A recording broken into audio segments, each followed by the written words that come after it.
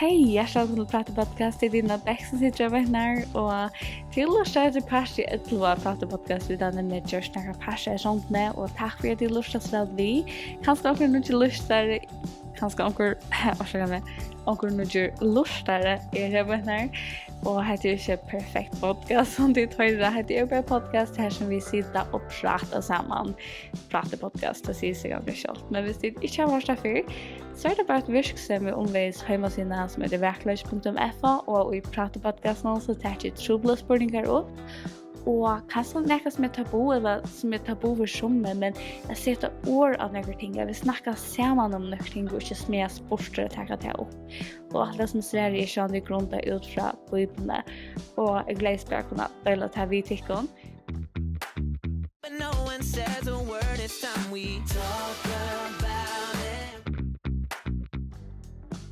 och detta podcast är inte ett stort podcast och hvis det takas vi akkurat så kanskje det kører litt mikrofoner i øyne så de kunne lusse det som igjen så det er veldig lett men det er sikkert nok at ting kunne takas vi kan vi genge en tur eller rota eller hva det kan være så det takas vi så det er og jeg faktisk også å vite hva tid takas vi så det er som vi er inne og vi ganger skjude og så som vanligt vekkene koronasmitten som vi røyner at fyrbyrja att man inte sprayar så kött så det är lite mer att titta vid just det där att titta kas vi vet att nekva det kan ha nekko husgård kan man kan täckas vi det är som här särskilt dåligt där vi machine någon till det sutla sucha och kanske det kan göra mer och uppblåster kan man kan finna på en dag som det tar vid inte kunde göra det som vi vanligt gör så det är några ting ni under som titta just det eller ting som man kan göra en dag som inte och tala mig om det till i skrifterna som jag sett för detta podcastet Corona, Brúdleyp och Daniel.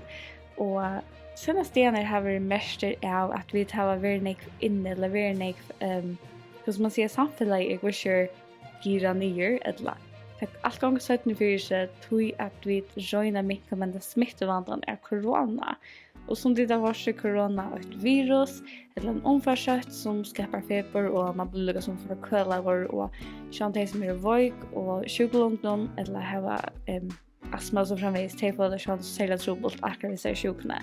Och det tog vi gör det bästa att mycket med så sjukna och sånt bölden som är ha gå hälsa till skulle sånt stora för så sjukna så det är jag tror det är gott.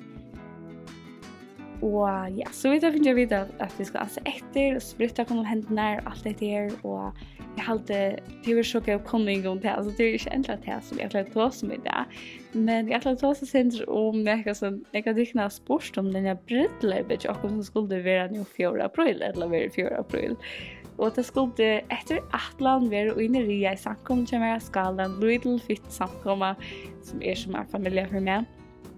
Här skulle vi så ha en lördag 4 april klockan 13:32 och vi attlar ha reception nattna och så en liten dörra för de närmaste familjerna inte något störst men för de närmaste och så också vi det ha ett brewhus och nu tack corona här alla covid-19 så är allt det är så överst och vi tackar allt för det för det och lukka som akkurat tanke vi som det noen hever bare vært til at vi ikke at gjøre hverandre et lyfte for liv at gjøre tjun og velge jeg har beste viner vi gongt og medgongt og til det som hesten det er mest for oss og så er det en vittnesbord om akkurat herre og frelsere og til det som vi ikke vi som det som vi har yngst for begynnelse og bli fire at vi må kunne umynda til å være vittne for herren. Och sånt här är Brúdleyp så glömmer man sig och man sånt gör det för chola och kaka och alla ting som det känner till. Och till det som jag satt arbete vid sista veckan måndag i minst effekta sista på blås och så var allt klart och printa i sangafnjud så var måndag i sista veckan var jag klar till Brúdleyp och till varslar och till allt det där. Och så mygdagen i sista veckan och höstdagen ta fullständigt bröttest allt och det kom det som en chock och det kom bara för ödla och det var totalt oväntat. ja, jag tror så bort det var också attra 2 veckor att jag var så stress och några ting och irritera eller frustrera att få några ting att passa samman och nu vart det bara så till mening eller nu tar man sig backspegeln att nu alltså var det inte stressa över till allt är brott så negv och nu är det inte spurningar om hur komma eller få nog mat men det är spurningar om kvart har vi lov till att ha tanddagen. Och man lukar som blir till sin atträsenter och man vill mittra kvart är morgon vi en brúdleypið och kvart är morgon vi en vuxlo. Och kvart är chatten ute och det är så otroligt lärorikt för mig och rannsakande hur är det vi giftast och kvart är chatten undervisning, kvart är det viktigaste. Och kvart mest att lyfta för oss och inte kaknar eller kjolen eller falskene och så framvägs men kvart är chatten i brúdleypið och det som vidare som blev pressad mot att köra ner till chattarna och kvart är det viktiga att sända dagen. Så det blir otroligt lärorikt själv om det är blir harskt att det är så studerande att liksom inställa sig på. Men att det vill ta allt bara därför det tror att vi vet inte känner morgon dagen och det är ånga att det blir sannare än i det allt bröjdes därför det och det kan bröjdas spårvägar att det blir värre eller att det blir bättre efter. Så vi tar allt därför det och vi har inte kunnat hålla brúdleypið som vi attla men om inte så är sannoliken eller så är chatten på samma en för brúdleypið. But no one says a word, it's time we talk about it.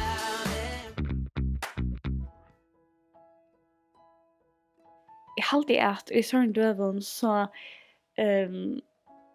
har vi det ganska sin trubelt av att höra så när jag ringer nu tjöter alla tvina och jag huxar nämligen i jar hade det varit att jag orskar bara så jag hör det så nu tjöter alla tvina allt var så nöjligt och flörbesjuk och så framvägs runt i hemmen och jag huxar bara nöjverskatt nu tror jag lägga pausa jag får över löjligheterna som skulle flytta in det vi är gift och jag får att måla jag får göra helt annat till oss blev jag höra om det ringer nu tjötnar och kände att här vi lustat milen så har man ofta ringa och vi vet att här är såna gott och som man inte hör men ofta tar man lustat milen och så kommer det att ringa fram så jag sa varska nej jag får lägga över för att måla sin och liksom skifta vuxen och lätt och tar det att snackar vi vinmenn så det är om brúdleypið och tar det jag vill faktiskt snacka med till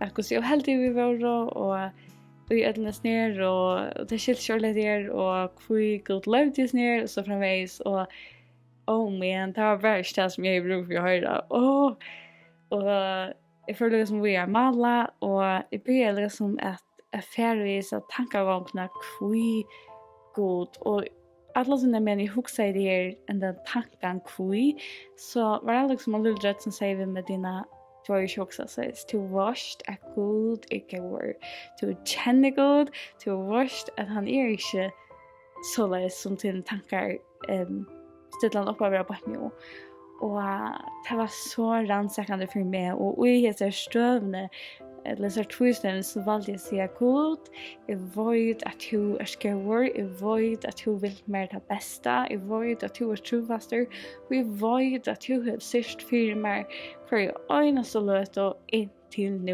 jag vet att du vill inte switcha med och du vill vara en trofaster lugga mig inte och söka brúdleypið för så ljud om det kan det och det var så rannsakande och jag vet inte om så tider vi eller katt är överst för tikkon eller för tikkorna stora eller för tikkon det är som jag söker god minne än han är men sannolikt han är GUD GÓÐUR GUD trofaster hvordan omstøvner til akkurat som og kan vi så en få eller kan vi så en missa så GUD GÓÐUR og GUD trofaster og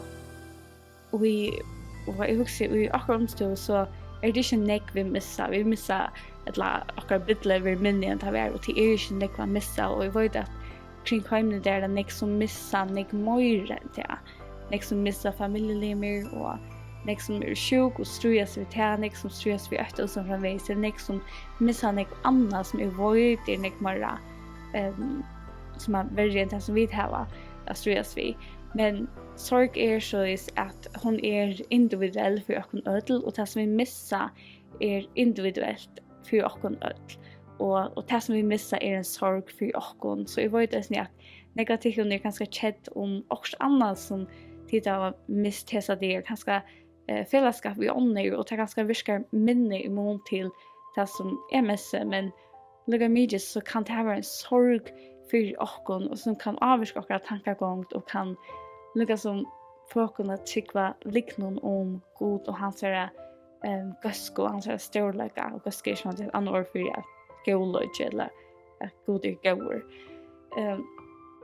Så det var jeg tror rannsakande for meg, synes at hetta vita at GUD GÓÐUR, og i omstånd, tatt ikke alltid gonger som man vil, og man misser ting, eller man får sorg og hjärsta av en eller kvaring det så kan være. Og jeg minns at det var maler jeg vil huske med det, GUD, jeg vet at du er GÓÐUR, jeg vet at du er sørst for meg, kun øynest at jeg, og du har aldri svitje med, og jeg vet at derfor er helt kjøtt jeg nu, og jeg vet at han dagen tar vi være gift, og det at jeg så akkurat lika trofast, som du alltid har vært, og du har sørst for meg, akkurat lenge jeg ta, og atna til som du alltid har gjort. Jeg held omkring til at vi vite stingene at det er en så stor styrke, og at tar vi over avloppen av akkurat tanken, eller avloppen av øre mennesker, vi standa fast ved de tingene som vi vite. Selv om vi ikke alltid har versen, selv om vi ikke alltid har til å bakke oss opp, men vi vite noen sannlager, og vi standa fast ved det. Og det var det som bjerget meg hendet dagen, ikke for noen tanker som jeg har bottnet og som hadde brått med nye, men jeg valgte å standa fast og tog som jeg visste. Og jeg halte at det noen vers som sier at det er så godt, som jeg kan tenke om det i 17 Timoteus, jeg får bare lese det. 17 Timoteus 3, vers 14, men vi tog i tog som du har lært, og som du har vært samført om, du vet jo hvor du har lært til det, og du kjenner fra baden av henne høyde skrifter, som kunne gjøre det vise til frelse ved trunnet av Kristus Jesus. Alle skriften innblåst av gode og nyttelig til lærdom, til samføring, til rettlæring, til oppvasen og rettvise, så god mennesker kan være fullkomlig først for alt godt versk. Virksomhet veldig tog som vi har lært, og minnes til det som vi har lært fra at vi var bøten, fra at vi har vært sundagsskoleise, og einfallet samlagene om hvor god at GUD GÓÐUR, at GUD trofast, og vi velger at trykke til ting noen, og jeg synes det omstøvner ørvis og kjensler, det som har ho at takke iver, at vi standa fast av en samlag noen som vi har lært, og som vi har vært samført om, og ikke lette kjensler eller tanker og avvirke til. Og det er det som kan bjerke oss, og det er det som er bjerke med sosialene. Så det ikke liv fullkomlig brått nye, og det er bare god å takke, og vi vet at i morgen og det andre så kommer jeg ha godt av å lusta etter podcasten etter å være mitt og at GUD GÓÐUR og at holde fast ved å utfadle samleggene. Og det er en årsøk at jeg gjør podcasten i videoen til oss for meg selv å være mitt og etter samleggene om GUD.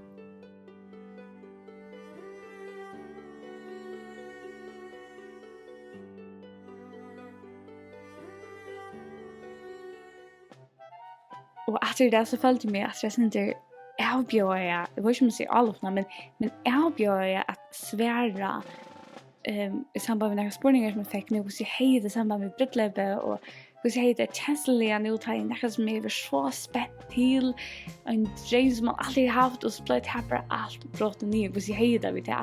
Og jeg ble bare huske, nei, hvordan svære spurningene til at egentlig har man det super godt her. Det er ikke alltid ganger som man vil, nei, men tar at jeg at jeg minner meg at GUD GÓÐUR, og jeg synes sangren som sier at signa vår navn Herrens, blessed be the name of the Lord.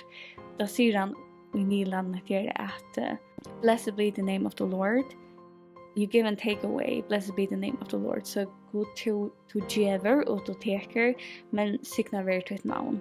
Og det mynte meg å disse søvnene, eller tver søver om Daniel og vinmenn hansara og Job. Og jeg halde det å nekre så firmynderlige personer i Bibelen som leser med gamle smettet, om nekre personer som møtte og torfer tøyen, som her som tar opplevde gode tøyer, fantastiske tøyer, gode signater, og jeg som opplevde troplere tøyer, og tar skulle det være en spørsmål, hvordan ser det da nå, eller god verder at tilbe, og jeg som sånn tøyen, hvordan ser det da vi til. Og jeg halde til server som blev knapt så verilig for meg ut det.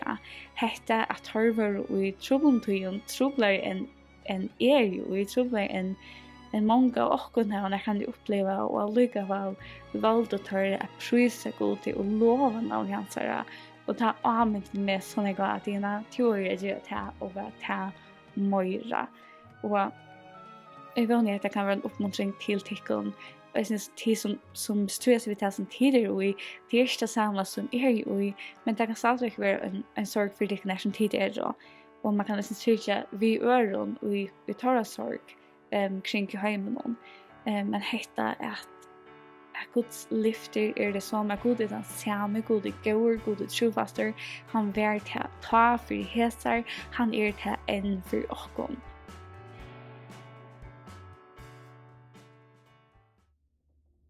Og jeg hadde akkurat så spyrer vi god gåur, og hva løyver god troblen ting kan hende, hva løyver god sjuka, og kanskje ikke tørre spyrer til i døven som i det god gåur, hva løyver god sjuka. God gåur, ja. God hever alltid vært gåur, god gåur enn, god trofaster enn, lukket som han vært her. Og vi sørger, jeg kan bøypene at god løyver troblen tøyen. Det er ganske ymse måter å svære tøyer på, men vi sørger god løyver troblen tøyen. Hvis jeg leser alle bøypene, så sørger vi at oss som ganske særlig kjenner bøypene trobler tøyer. Men det som oss kjenner god at han nær og som troblen tøyen. Så god løyver troblen tøyen, men god nær og nærre enn og som troblen tøyen. Og her sanger som synes på YouTube, og han sier at det nærre enn nærre.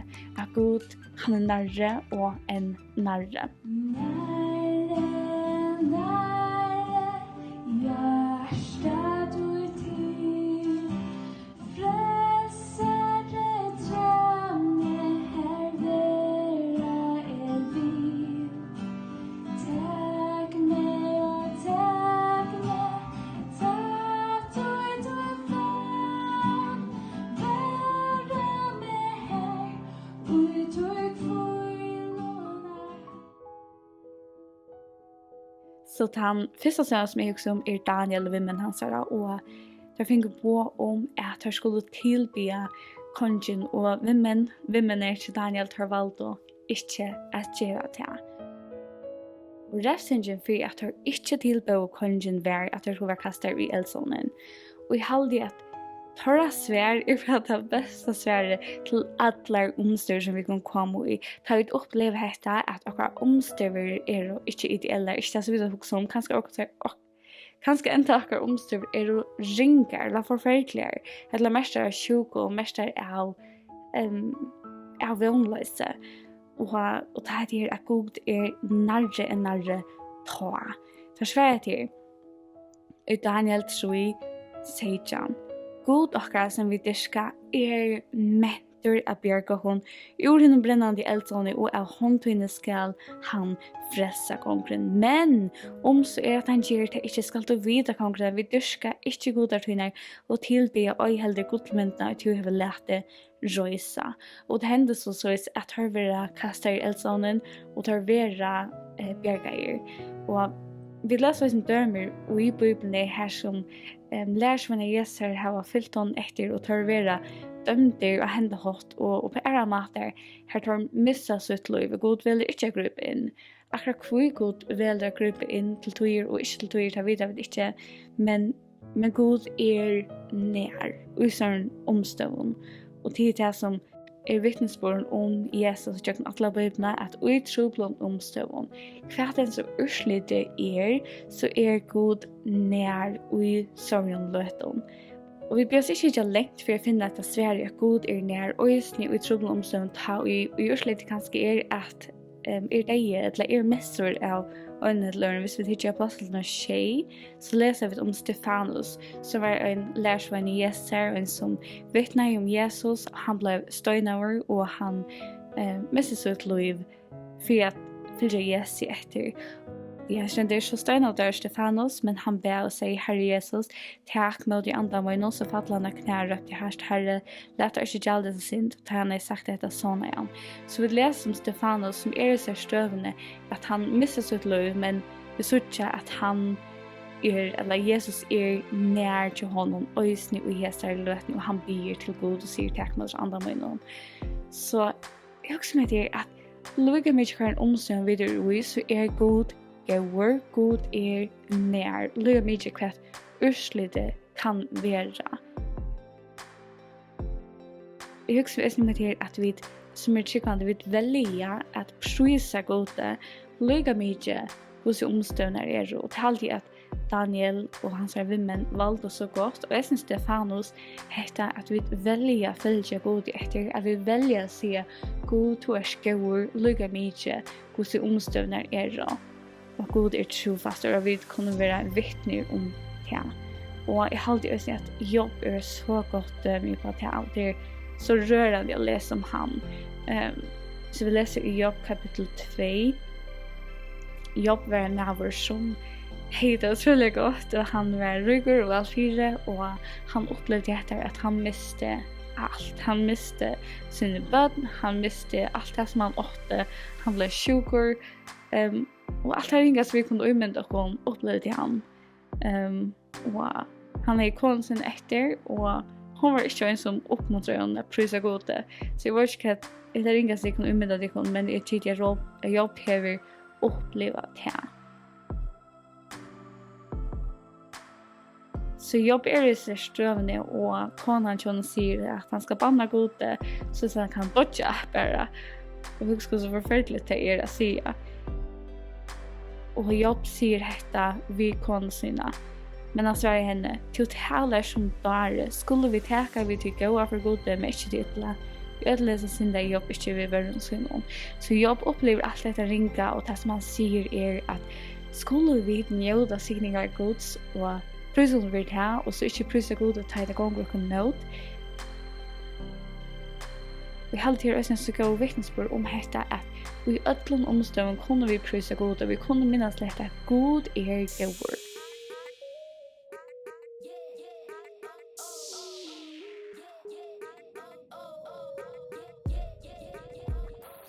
Våra omstøver ikke avgjørende for god GUD eller ikke. For omstøver og tar GUD og tar ringar. Og så vil det alltid være gjennom alt akkurat liv. Og spyrer det gamle og tegne og vittne om det.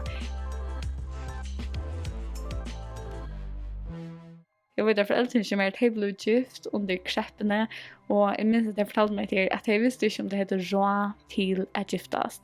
Och det första mamma gjorde när hon kom hem var att hon talte pengarna och hon sa att hon är råd till brúdleypið. Så det som hon finner att brúdleypsstenen betalte vägen. Så väl passade det samman och hon märkte hur god på hejsen hånd vid att hon tog. Och så nu är det också brúdleyp och vi blev gift. Och nu är det en annan kris eller en annan kreppa som vi kommer i. Och alldeles vet det att God tror fast och God för sig för och det är så lätt att när brúdleypið så för att kunna veta med att God hejsen hånd över ödlom och vär vart jag kunde checka om allt. Och det är så att jag känner God och det är så han så att vi känner han och så är som att mina föräldrar kunde veta om han är God och trofast och är en löten som är det som vi kunde uppleva och det som de kunde uppleva så är God trofast och han häver sin hånd över oss och löjer oss och checka om allt. Och lika mycket hos omstånden så är God GUD och tog han östen värde att tillbe och värde att prisa och fylja östen i den som är där. But no one says a word it's time we talk about it. Så GUD gåvor och GUD nær i sån omstøvn. Så taler jeg fantastiske vittnesbyrd. Jeg husker meg til at det en salmer som damer så utrolig vel, og om det så man kan skulle spørre GUD hver gangs tøymer vel, hver har det godt, og da vi selv hadde ringt, så skiljer vi ikke helt hva GUD og skiljer ikke, vi tar ikke overblikk, og ta damer så utrolig vel, salm 73, og han bare min go-to salmer, altså den salmer som jeg venter meg til, ta og jeg har sorg i hjertet, og ta og jeg til omstør som ikke skiljer, og jeg har alltid for å bare lese han for dere, til han så god, og jeg visste ikke at han for å gjøre dere så godt. Salmer etter Asaf, ja, GUD god vursel, vi har rønt hjärsta. Jeg ikke begynner å være sånn.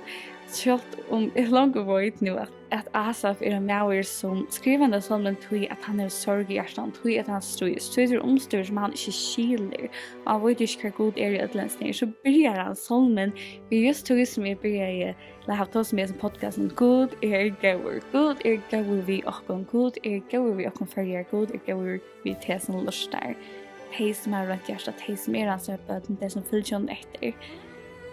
Og så leser vi det. Men det var tatt vi at føtter mine stave og til vant jeg lyd i å ha sti mine øyne. Og jeg husker bare, til det som jeg var gjør, har vi ble alle med min tanken, og jeg liksom at trykk var likning om at GUD ikke var gjør.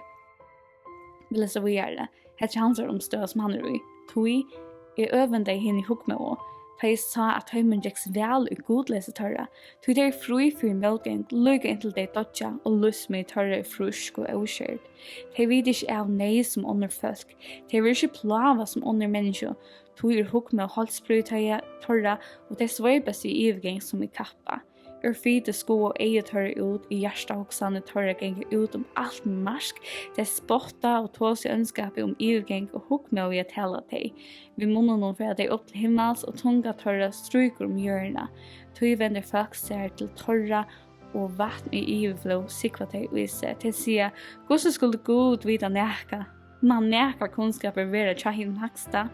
Ja, så vi hinn godløse. Alt det trygg og veldig tar jeg teker til. Og ikke batte at de helt hjertet mine røynen og vasker mer i hendene og i sækløse. Kanskje omkring at jeg kjennes i atterøyelsen at man gjør det som er godt, man røyner gjør det som er godt, og likevel kan man være rakter av sorg, rakter av motgång. Og jeg synes til lurt det som podcasten etter at covid-19 i steg, så kan vi komme i omstøy her som vi mest av sorg, og ting som tynger oss. Så vi det. Jeg var korsene plava over loje lengan dagen, og hver morgen kom til min vi tykt. Men man ikke mer negativ som vi mest ut her vi åpna telefonen og morgenen, lett han opp og hittet etter tog noen at hver morgen kommer til og vi tykt, vi tingjande boven. Vers 15. Men hei jeg sagt, så det skal det tale, så hei vi troleser vi at badna mine. Altså han sier at liksom, hvis han fortsatt vi som tankegang noen, og hvis likne hver GUD, lika som de, som ikke tryggvande tosa, så sier han at han verre troleser. Han ikke sagt det som var satt i måter at badna tuna. Han ikke sagt det som var satt over badna gods. Og så nevnte vers 16. Ta i en grunda i skilje hetta, tykte det mer og svårst. Jeg halte ofte at jeg vet at vi blir hokst om hva ting hender så det og svårt, vi kommer til å ikke svære inntil vi vender opp til GUD, og det det som han sier i vers 16. Inntil jeg får inn i halvdømmer gods og leie til mest hos de enda tar av verer. Og holdt gå sette du teg, og i undergang støyde du tøymon. Gås og knapt leverer det ikke åt, genga under og få rævlig en enda. Som en rokna dream for ønske til han vaknar, så rokna til herre teg for ønske som skukka mender til du vaknar. Så långt som hjärsta mot var bokst och det gnatta i nöjre munnen, värre som dyr och fäta i ånke. Jag var som fä i med det, var som ett djur med det. Men jag vill alltid tjata här. Du tidsi högra hånd mina, til løye med etter raventøynen og søyan tekst meg opp i dård. For her vi i himmelen og ta i to min trai og omgående etter av hjørne. Så sier han, lætbærs hold og hjersta mitt ørmaktast. God klett i hjersta minns og lode min og i atlar æver. Tu tei og vidja bort fra der, genga til grunn der, så stryker ut kvann tann og i troløse fettle fra der. Men jeg har glede i min og jeg halda meg nær til gode. Jeg søker meg selv til herren for jeg kunne vittne om et versktunne. Og disse versene så gode at hette at vi øye vende oss til god og vende ene av ham. Og da vi gjør det så blir det sti akkurat først og for å få fødafest i atter. Og jeg tykker at i trobland omstøven så kunne mange ganger være som Peter som drekka vatten. Hvis jeg minnes da søvnet så stod han og tom vatten og skulle genge mot Jesus. Og så langt han i ene fest av Jesus så drekka han av vatten. Men da han begynte å få ene av omstøvene kring seg, vattnet og alt nær så begynte han å søke. Men da han ettervendte ene av Jesus og tog i hånd Jesus, så rørste Jesus han opp og tar gikk inn etter vatten. Og het omstående som vi ofte kommer i, at vi glömma att ha ene vända Jesus, vi tog som akkurat omstøver som kunne være troblar, og vi misset fokus av GUD og hansara gøsko og minnes til, vi kan skal glömma men at han nær og i troblen omstøven. Jeg vet ikke hva tider, så kanskje tider sortjende sinne som Peter, og har bare bruk for å få ene vendt etter Jesus. Og det skulle vite at han nær. Lukas man var nær til Peter, lukas man var nær til vinmenn til Daniel, lukas man var nær til jobb, så han nær til der, og så man var nær til Asaf. Jeg skulle bare vende ene i han og si, Herre, takk min hånd, lyft meg opp etter ordet som vennlig styrke, så jeg kan få stimen først, vente til og finne trøste til. Tui at vi vet at God går, tui at vi vet at God nær, og just nu i omstående som vi i nå. Og just nu tar vi ikke kjenne morgendagen. Min vittnesbord han at i ødel omstående tar ikke at mitt liv så God vil nær, og God vil går, og just nu tar vi har vi ivast, og okkar ive gjør ikke samlagan minne at God gåur og at God trofaster. God akkurat lukka gåur og trofaster. Altså lukka mykje og så sterk akkurat trygg så han sannløgjen faster at God gåur, at God trofaster og at God nær og i slikken omstøvun. Spurningen bare hvordan jeg velger vi at kvila av dem lyften og den sannløgnen som om God. Mer vi kvila dem lyften, mer gagn kunne vi njóta av tog. Så också med det att vi väntar oss eget till God och har vi spyrja han om att fylla på vi en fria.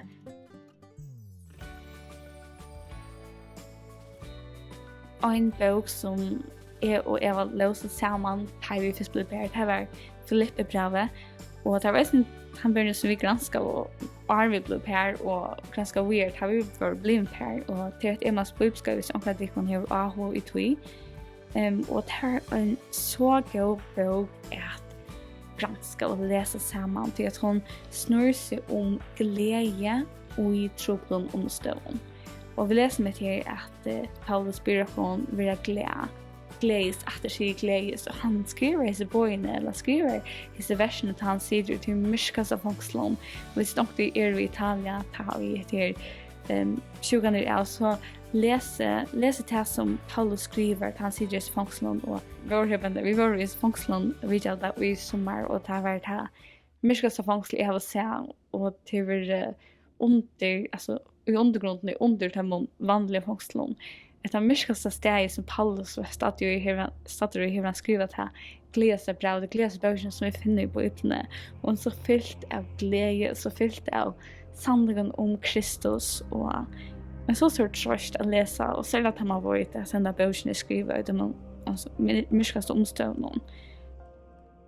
Hugsa man han skriver i kapitel 4 glädje till Herren att sig glädjest milda syndikar vi öllum människor kunna Herren är nær stor omgång för den lätt i öllum det som inte kommer framför Gud i akallan och bön vid tök så ska fri Guds som står på allt vid värvad och görst och hugsa antikar i Jesus Kristus och sen bröver allt som satt er, allt som samlat er, allt som älskligt er, allt som rönt er, allt som väl vill tala om och en kvar dikt och en kvar höjr hugsa med hetan. Hugstikken han skriver hese versene da han sitter ute i myrskasamfangslen i Rom under de troblaste omstøvene som når kan hugsa seg. Og hvis det ikke er der, så får vi just avfangslet og det gjør så god mynd av hvordan trobult Paulus haft og hvordan myrst her virkelig har vært og kaldt og skyte. Hvis det ikke at lese akkurat disse togene, og vi der kanskje sin avmarska, hva vi kunne færre, og lekt til å være sjuk, og kanskje vi der stolen, lese dette brevet. Dette brevet vi skriver til oss, og i det just nå, som vi der i troblen omstøvlen. Og det gjør oss så god årsøk et gledest i troblen omstøvlen til Guds trofeste, Guds skåløgje, eller Guds gøska, ikke knutt at okkar omstøvn, så vidt jeg snart hørs nå til jeg snakker om Daniel og jobb og vinmenn hansara. Eller vinmenn så Daniel og jobb. At Gud trofaster, Gud gævur øysene og slegom omstøvn. Og mara vi lesa bøyfna, mara sutja vi bare trubler omstøvn, Gud gævur. Trubler omstøvn, men Herren Så kanskje det for å lese bøyfna nå i en nødvendig perspektiv og oppleve til at til trubler omstøvn alle tøyna. Jeg kvar bøk lesa, men heter jeg kjent at Gud nær og Gud gævur i slegom omstøvn. Så ja, kvar løyver Gud trubler omstøvn. Trubler omstøvn har vi lykket fra begynnelsen av. Og til vi leser bøkene, så leser vi alltid om trubler omstøvn. Men vi leser særlig jøkken ser her trubler omstøvn Guds gævur Gud Guds trofastran Guds han vøydren utve, Guds han har vært for okken enda til tann og i det. Og jeg held det fantastisk å kunne vittne om det. Så kanskje godt at det er hjemme, for jeg snakker vi foreldrene ikke at ikke om det, eller om rapper som tryggvande spirit, hei, god sier til mest at god var nær i troblen omstøvn. Det er jo et meget interessant intervju at hørst, men ja, det er ganske sannsynlig at jeg kan gjøre intervju vi for eldrene og om det ikke om, men jeg vanlig at jeg kan kanskje gjøre at jeg kan nekker godt å huske om, og jeg gledes om øynes løken omstøvn, det er ganske missa onkur ting og onkur ting ikke som man atleier remitra god gævur, god trofaster. Han vil ta i bøyblene, han vil ta for dere foreldre og mapper, og han skal nok være ta i det og være ta frem etter. Så ja, tusen takk for det lortet vi podcasten. Jeg vet at det var sin langere enn vanlig, men jeg vanlig at det kan bare være en sikning for dere og lortet etter og oppmuntrende. Og kanskje det er ikke med det lortet til podcasten, og kanskje det er sitt perla eller male, eller hva det kan være. Vi er mer skjønner hva det er tidsvisa det her, og vi er så avhånd å høre til, og kanskje det er noen døyla også som tid har lært det det er et langt vers til du er velkomna vi mer kjenner under. Vi vil vanlig at de bruker til høve, så jeg sier at det ikke bare en samtale undervis, men jeg vil ha en dialog rundt det, en samtale rundt det. Jeg vil ikke være glad for det.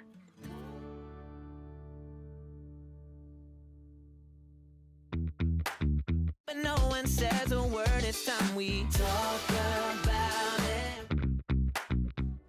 Så takk for at du lurte vi. Jeg vet når vi kommer etter langt neste torsdag, om god vil, når jeg har haft mer tog at gjøre podcast og hjemmesiden. Kjenner henne som råp. Nu tar vi ikke har et så stort brúdleyp å huske om. Så jeg regner å bruke til høve å kunne legge tilfelle ut som jeg vanlig å bli for kan være litt glede for dere og oppmuntre for dere. Og jeg vanlig til å bruke til tilfelle som legger ut og til tiltekne bruke og døyla til herrens ære. Og sånn det som jeg har dølt det veldig personlig og det ikke alt så nett.